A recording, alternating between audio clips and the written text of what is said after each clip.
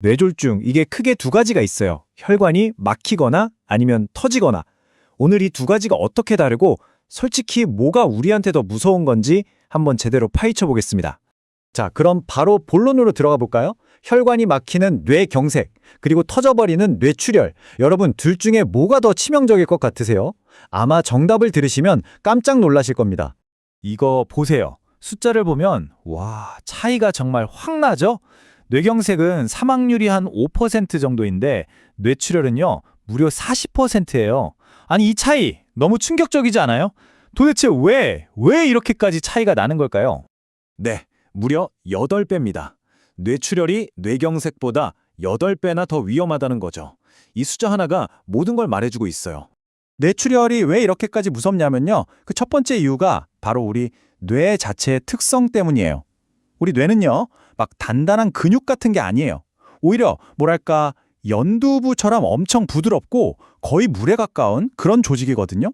그러니까 한번 생각해 보세요. 그렇게 물렁물렁한 곳에서 혈관이 펑 하고 터지면 그 안에 있던 피가 쏟아져 나오면서 뇌를 그냥 꽉 눌러버리는 거예요.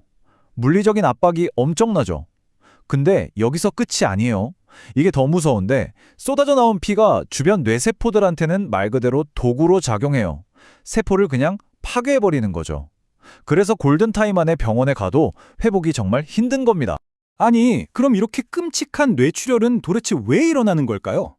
그 주범은요, 바로 우리 뇌 속에 조용히 숨어있는 시한폭탄 같은 녀석 때문입니다.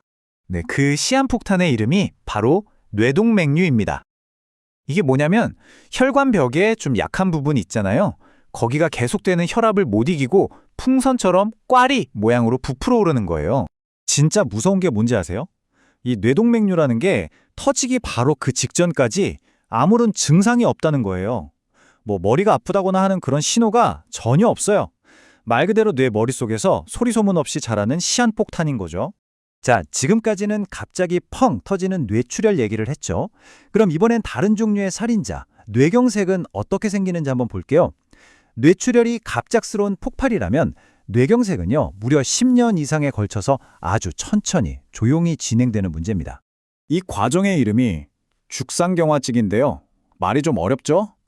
쉽게 말해서 혈관 벽 안쪽에 기름 찌꺼기 같은 게 계속 쌓여서 혈관이 점점 좁아지고 딱딱하게 굳어거리는 병이에요. 그러니까 혈관이 막히는 건요, 어느 날 갑자기 턱 하고 생기는 게 아니에요. 10년, 아니 어쩌면 그보다 더 긴 시간 동안 우리가 먹는 음식 속 콜레스테롤이 혈관벽에 차곡차곡 쌓이는 거예요. 그러다가 이 기름 덩어리가 어느 순간 불안정해져서 툭 하고 터지면 거기에 피가 엉겨붙어서 혈전이 생기고 그게 혈관을 완전히 막아버리는 거죠. 자, 지금까지 좀 무서운 얘기들을 했는데요.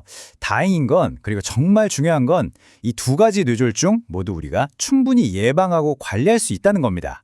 그러니까 지금부터가 진짜 중요해요. 집중해 주세요. 자, 먼저 뇌동류류. 이 시한폭탄을 찾아내려면 무슨 검사를 해야 할까요?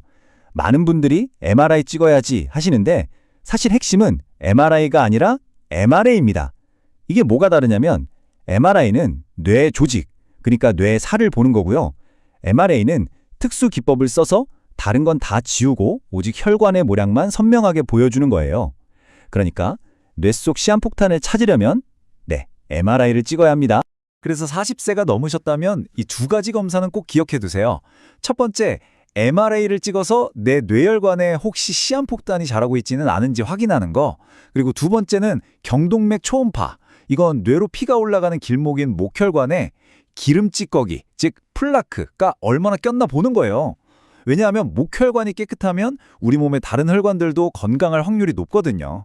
물론 검사보다 더 중요한 건 매일매일의 습관이겠죠. 예를 들어 고혈압을 관리하는 건 혈관벽에 가해지는 압력을 줄여서 뇌동맥류가 터질 위험을 낮추는 거고요. 고지혈증이랑 당뇨를 조절하는 건 아까 말했던 그 기름 찌꺼기가 혈관에 쌓이는 걸 막는 가장 직접적인 방법이에요.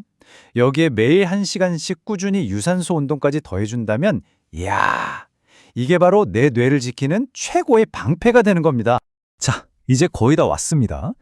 우리는 흔히 뇌졸중을 아이고, 운이 나빠서 걸렸네 이렇게 생각하는 경향이 있잖아요. 근데요, 사실은 그게 전혀 아니라는 겁니다. 오늘 이야기에서 우리가 꼭 기억해야 할 단 한 가지가 있다면 바로 이겁니다. 뇌졸중은 갑자기 찾아온 불운이 아니에요. 수십 년 동안 내가 만들어온 내 생활 습관의 결과물이라는 거죠. 이 말은 반대로 하면 뭐겠어요? 맞아요.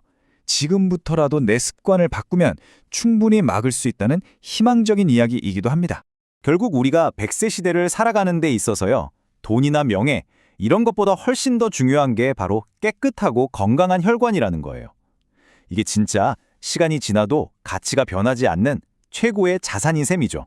그래서 마지막으로 이 질문을 한번 드려보고 싶어요. 여러분, 내 재산이 얼마인지는 다들 잘 아시잖아요. 그걸 알려고 노력하시고요.